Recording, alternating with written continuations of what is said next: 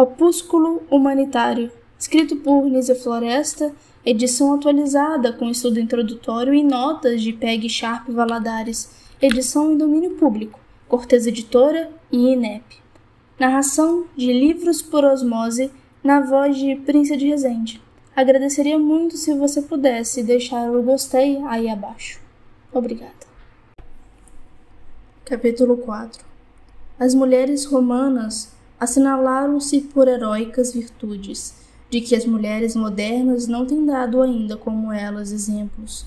Porém, despotas tais como os romanos não podiam compreender e ministrar à mulher a educação que lhe convém. Os despotas querem escravos que se submetem humilde e cegamente à execução de suas vontades, e não inteligências que se oponham a elas, e ensine aos povos a sacudir o seu jugo. Fácil lhes foi, pois, deixarem na ignorância essa parte da humanidade a quem Deus, em sua paternal previdência, aquinhou de maior porção de bondade e doçura. O egoísmo deste grande povo a respeito do sexo revela-se autenticamente em duas palavras do sábio e austero Catão.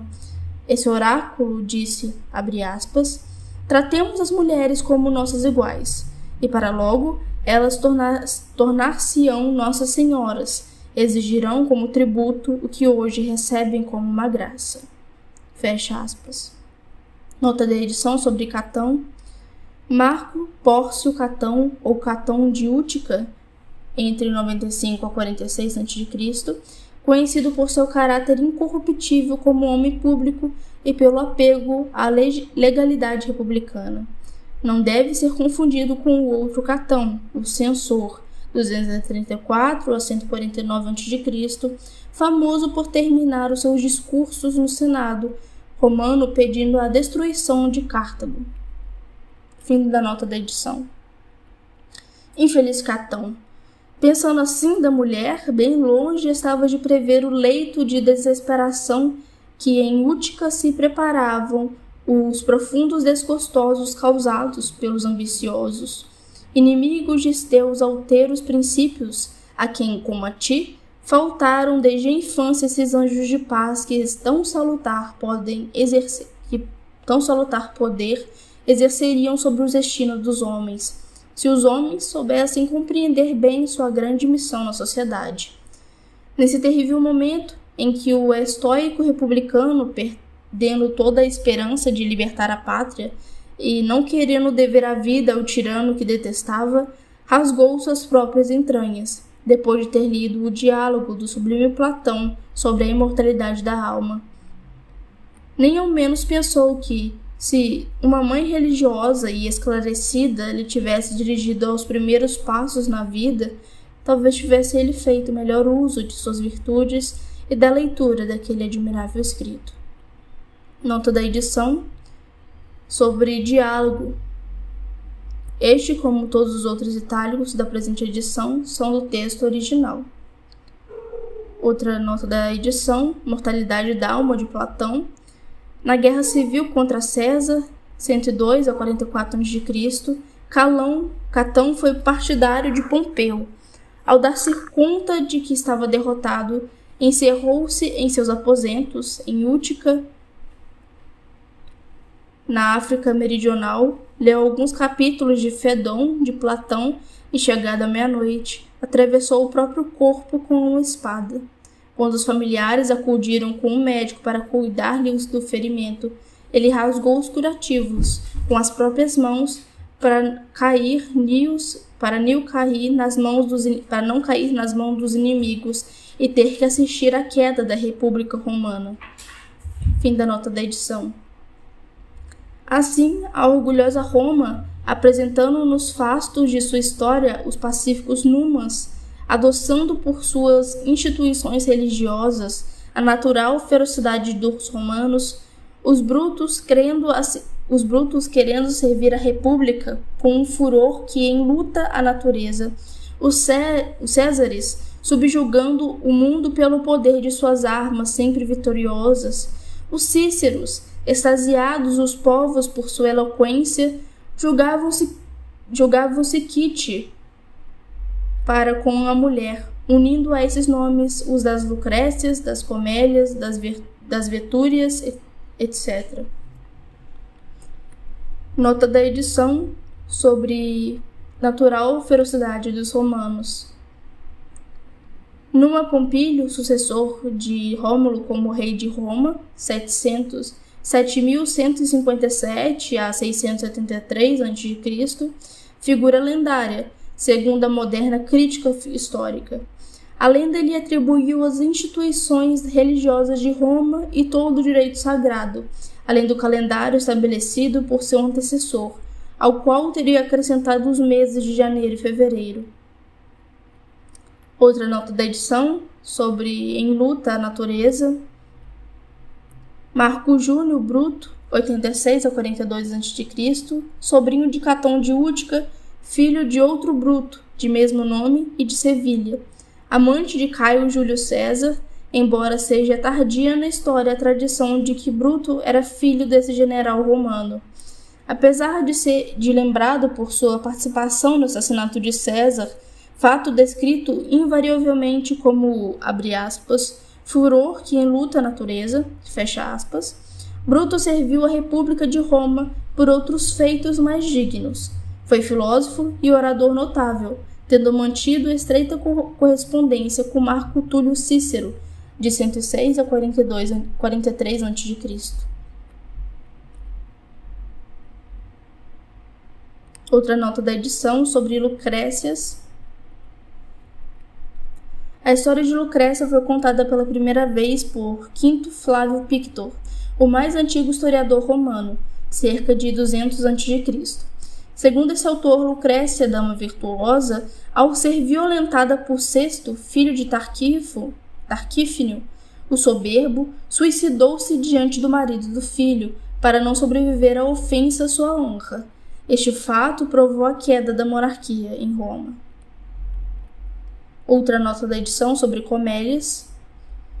Das muitas comélias que povoaram a história de Roma, a mais notável é a mãe dos Gracos, Tibério, tribuno da plebe em 1133 a.C., e Caio, tribuno da plebe de 123 a.C., apresentada como a personificação das virtudes da matrona romana do século II a.C.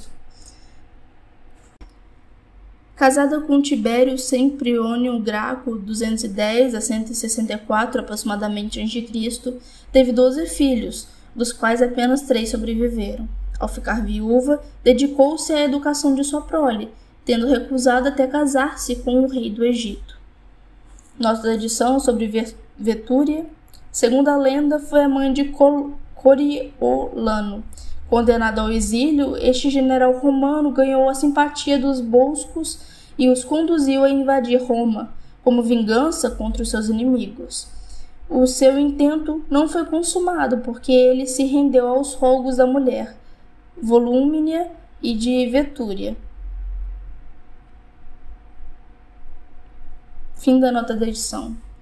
A detestável Fúvia, picando com um alfinete a língua do mais ilustre orador romano, não seria antes para vingar o sexo, cuja condição aquela grande eloquência nunca procurou melhorar, do que para satisfazer o furor que lhe atribuiu pelas Filípicas, publicadas pelo célebre escritor, e essa ação horrorosamente repugnante, sobretudo em uma mulher, não lança como em um espesso véu sobre as severas virtudes daquelas respeitáveis matronas?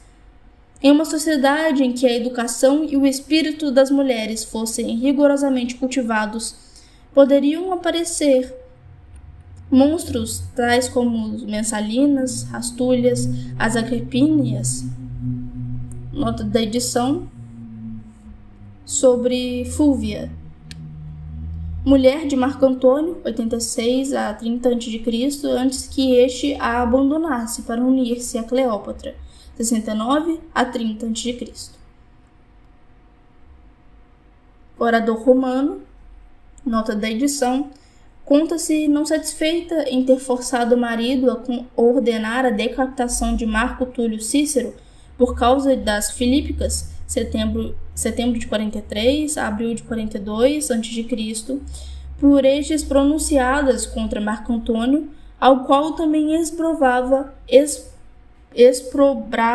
a vida escandalosa de sua mulher. Fúvia ainda se deu ao requinte de furar com um alfinete a língua do orador romano. Nota da edição sobre vingar o sexo feminino. Nota da edição sobre Messalinas. Existem duas Messalinas famosas na história de Roma.